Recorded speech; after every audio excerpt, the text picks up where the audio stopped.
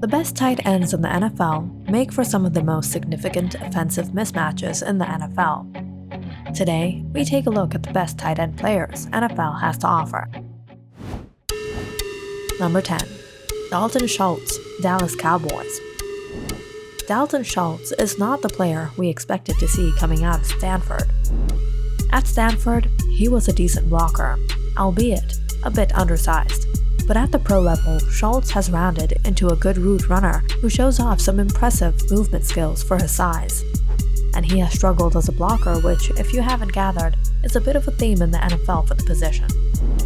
Schultz hasn't been as consistent as he was a season ago, but the contributions Dallas has received from its two rookie tight ends has helped soften the blow.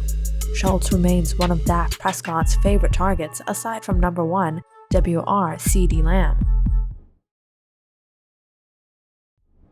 He's an intelligent route runner versus zone with some underrated separation skills versus man. If you're enjoying the video so far, don't forget to leave a like and subscribe for more. Number 9. TJ Hawkinson, Minnesota Vikings. Hawkinson has helped unlock Justin Jefferson, and that compliment is the best compliment one can give a primarily inline tight end. Having a high-end talent at the position to act as a gravitational pull underneath to open up the intermediate for receivers is incredibly important. Hawkinson has never quite rounded into the freak blocker we saw at Iowa, but the assignments at the NFL level are a bit more difficult than at the college level, even in the Big Ten. He's a boom or bust blocker whose technique can get out of sorts too often. Number 8. David Njoku, Cleveland Browns. David Njoku has spent his entire career in an offensive focused on the run, even though he's always been best suited as a move tight end, who could be an athletic mismatch. His utilization hasn't changed at all much in 2022, but he's seeing his highest usage and most efficient production of a 6-year career playing on the franchise tag. Njoku has improved as a blocker in the run game. It's a necessity with a strong offensive line and a stable of backs that get the ball so often. Among the biggest difference makers at the position, he's rounded into one of the better blockers, albeit hitting a not-so-high bar.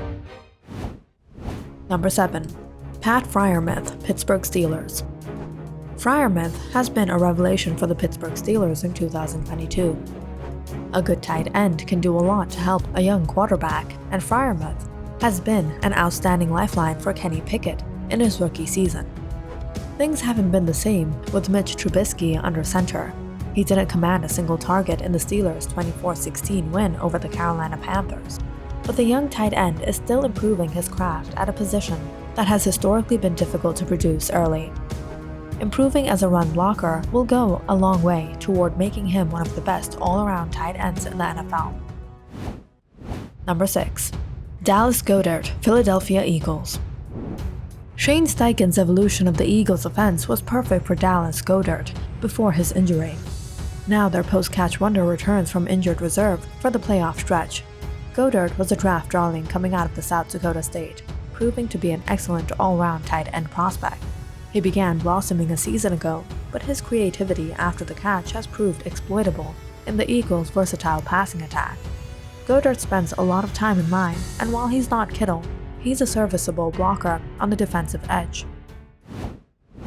Number 5. Darren Waller, Las Vegas Raiders. Waller is one of the more unfair chess pieces in the NFL when healthy, but that's been a problem over the past 2 seasons. We're all excited to see Adams and Waller together on the field, but Waller has only played in 6 games and hasn't had a game with more than 6 catches. But the 107-catch, 1,100-plus yard tight end is still there when healthy. He's not as smooth as Pitts on the move, but he's violently explosive, particularly for a 6', 250-pound. But if Waller has a third unhealthy season in 2023, we could see him slip in the rankings, especially if Pat Freiermuth, TJ Hawkinson, and Dallas Goedert remain healthy. However, that's never a given in the position of attrition.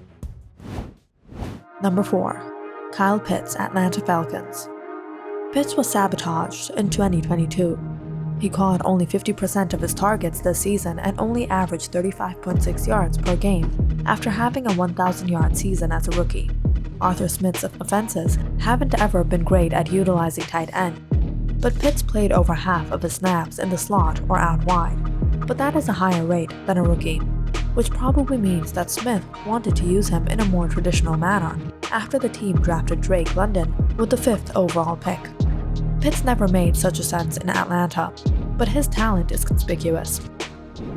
Even though the game is leaning smaller, there will always be a need for a 6'5", 240-pound receiver with arms that can reach over the next county while running a 4.4. The Falcons' offense leaned on the run game in 2022, but with Desmond Ridder taking over in 2023, Pitts should get back on track.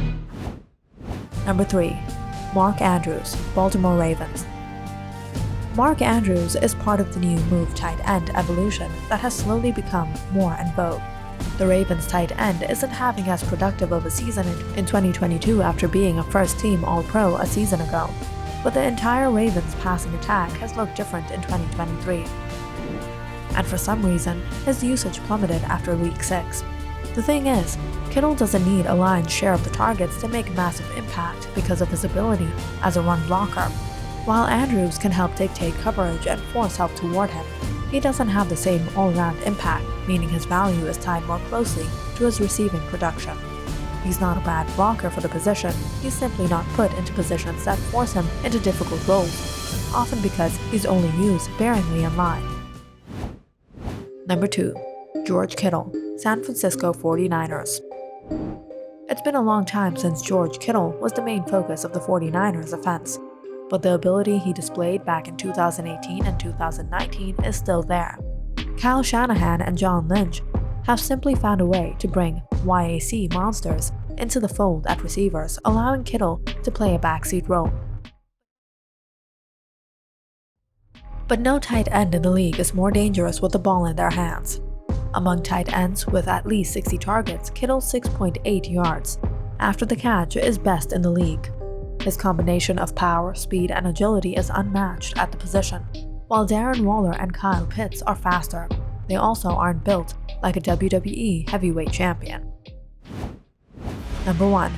Travis Kelce, Kansas City Chiefs. That's a revelation that should surprise almost nobody. Only Devontae Adams and Tyreek Hill have more receiving yards since 2018, and at a position of attrition, Kelce has missed very few games throughout the course of his career. Kelce's longevity, availability, and talent make him one of the best tight ends to ever live. And through 14 games in 2022, he already has over 1,100 yards and leads the league in receiving touchdowns with 12. He's one of the best of all time, and he's still at the top of his game. Like and subscribe to our channel, All Sports and Entertainment.